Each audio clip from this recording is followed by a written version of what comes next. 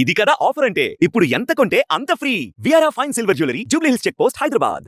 And demolitions అనేది that's different. ఇప్పుడు demolitions వాస్తవంగా ఎవరన్నా ఇల్లీగల్గా కడితే డిమాలిషన్ చేయాలి.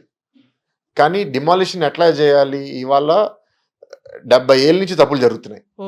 సడన్గా వచ్చేసి నాకు కొందరు నచ్చలేదు కాబట్టి ఉట్టి వాళ్ళ కొందరే ఎరగొడతాను, మిగతా వాళ్ళకి నేను చూడను అంటే అది తప్పు కదా.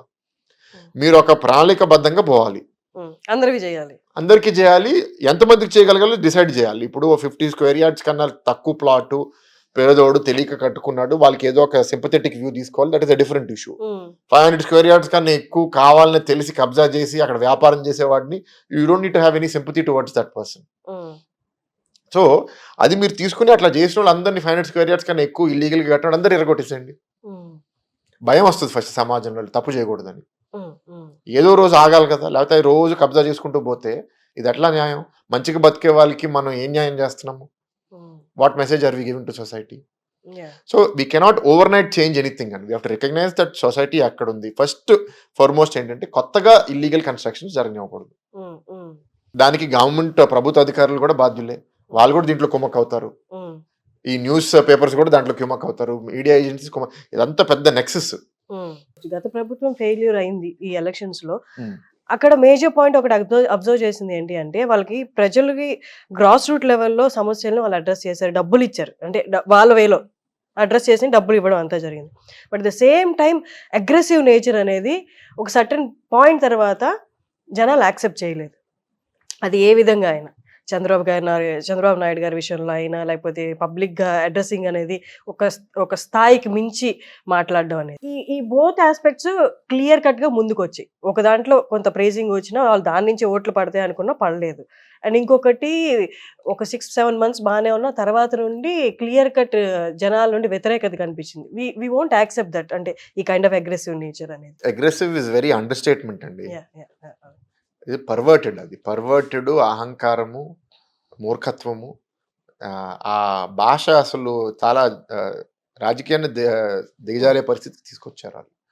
అండ్ ఎంటైర్ సిస్టమ్ డ్యామేజ్ అయిపోయింది. ఏంటంటే ముళ్ళుతోనే తీయాలి, వాళ్ళని వ్యతిరేకంగా మాట్లాడే వాళ్ళు కూడా అట్లాగే కొందరు మాట్లాడతారు, సిస్టమ్ పాడైపోతుంది.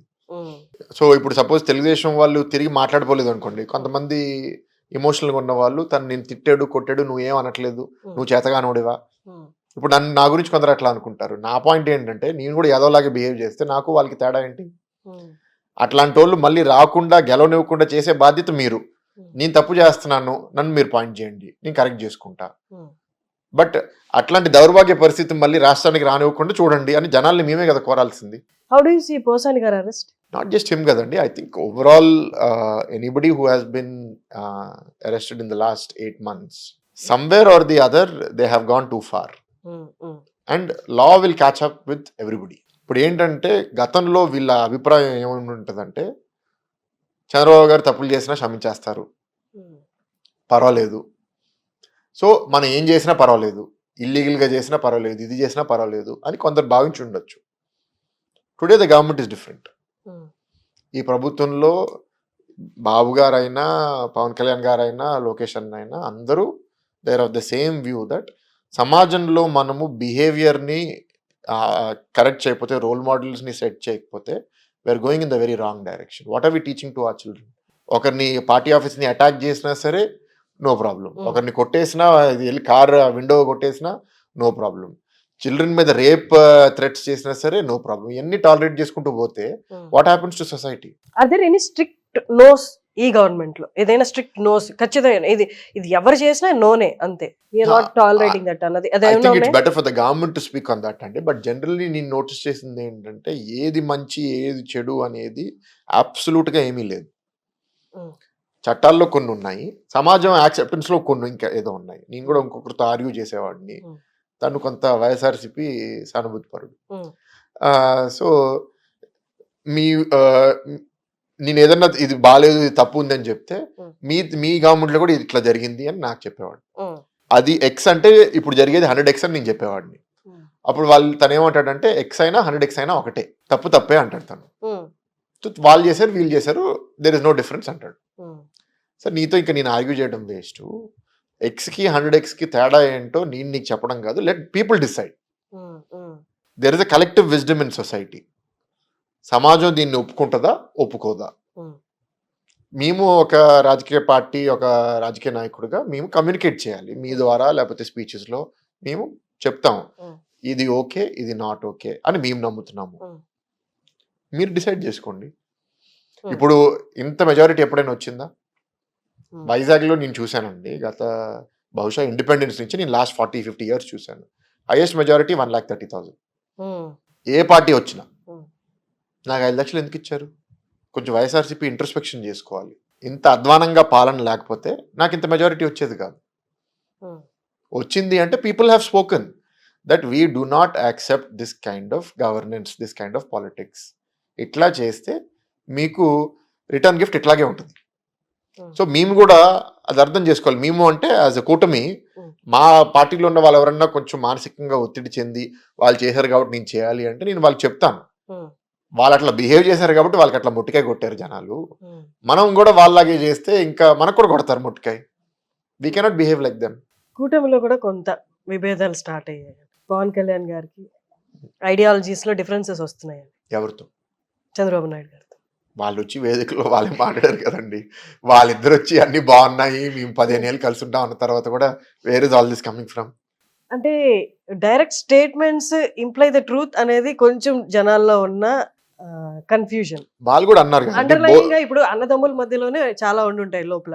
అది ఏ స్థాయిలో ఉన్నది జనాల both leaders have said that కదండి. వాళ్ళేమి చాలా యూటోపియన్ గా, ఇంప్రాక్టికల్ గా చెప్పలేదు కదా.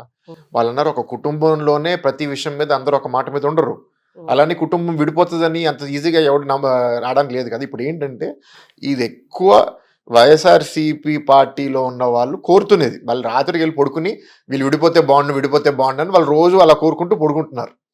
సో వాళ్ళకి ఏంటి చిచ్చులు, వాళ్ళు కూడా ఫేక్ అకౌంట్లు క్రియేట్ చేసి మా పార్టీ పేరుతో వాళ్ళ పార్టీ పేరుతో వాళ్ళు గొడవలు తయారు చేసేసి ట్విట్టర్లో వార్ అయిపోతుంది.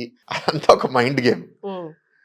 C the leaders are responsible today. ఇప్పుడు ఏంటంటే నా స్వార్థమా నీ స్వార్థమా కాదు, సమాజం గురించి మనం ఆలోచించాలనే కదా ఈ పెద్దలందరూ కలిసి వచ్చి వాళ్ళు పనిచేసేది. Today we're in a very very precarious state అండి. State is in a very bad place. Rebuild చేయాలంటే డబుల్ ఇంజిన్ సర్కార్. ఇప్పుడు రాష్ట్రంలో కూటమే కాదు, కేంద్రంలో కూడా మనము అక్కడ కూటమిలో ఉండడానికి కారణం కేంద్ర ప్రభుత్వం సహకారం లేకుండా మనం చాలా విషయాలు చేయలేము. So today the focus is only ఈ డ్యామేజ్ అంతా అండూ చేయాలి. పొలిటికల్గా ఎస్, పాలిటిక్స్ మర్చిపోకూడదు. వీళ్ళంతా మైండ్ గేమ్స్ ఆడతారు, దాన్ని మనం ఫేస్ చేయాలి.